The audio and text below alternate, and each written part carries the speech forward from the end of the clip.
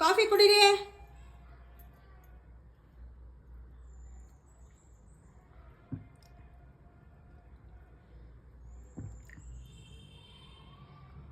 ನೇಳೆ ಹಣ್ಣು ತಿಂದ್ರಾ?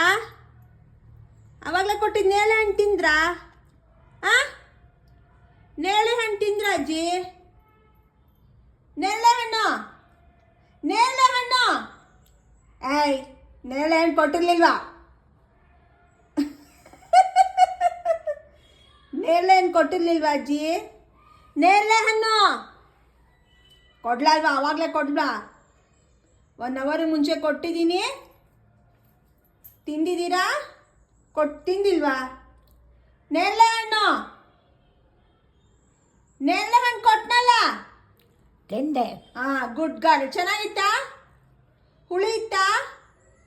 Okay bye.